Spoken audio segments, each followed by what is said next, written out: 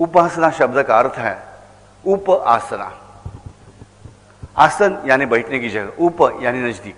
उपासना शब्द का अर्थ है भगवान के नजदीक बैठना। हम सिर्फ किसी मंत्र कहने को, मंत्र पठन करने को, नाम जो स्मरण करने को उपासना करते हैं, ऐसी बात नहीं है। उपासना मतलब है भगवान के नजदीक बैठना, यानी भगवान के गुणों के नजदीक बैठना। मेरे मन को भगवान के नजदीक बिठाने की कोशिश करना, कम से कम मेरी बुद्धि पूरी तरह से भगवान के शरण में लगाना। अनन्यश्चिन्तयतो माम, अनन्य चिंतयतो।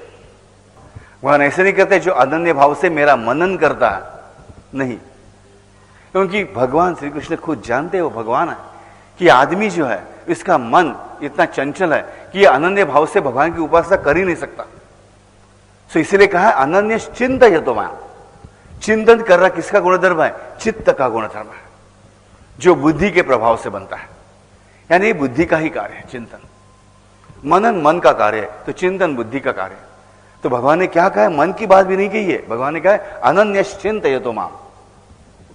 हमें पूरी बुद्धि से तो कम भगवान का चिंतन करना चाहिए, और वो भी कैसे? अनन्य, न अन्य, अनन्य, दूसरा कोई नहीं है, भगवान ये एक ही मेरा सब कुछ है।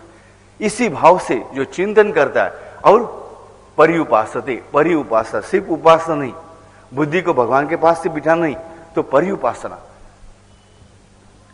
परि यानी राउंड, जो केंद्र बिंदु है उसके बाजू में जो वर्तुल बनता है। देखिए, जो भी सर्कल बनता है, हर वर्तुल के लिए, हर सर्कल के लिए एक केंद्र बिंदु का होना आवश्यक है। ऐसे भगवान को केंद्र बिंदु मानकर जीवन का जो अपनी जीवन यात्रा चलाता है, जैसे जो सर्कमफरेंस है, परिघ जैसे कहते हैं, सर्कल जो है, सर्कल की जो लाइन है, ये उस केंद्र बिंदु पर निर्भर है, जो उस केंद्र बिंदु से समान अंतर पर है।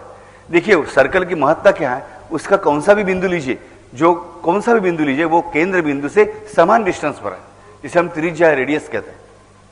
तो जो आदमी अपनी जिंदगी के हर मोड़ पर, हर पल पर भगवान से अपना जो रिश्ता है कायम रखता है, दैट इज कॉल्ड एज अनन्यश्चिन्तयतो माम, पर्युपासना। वो पर्युपासना है।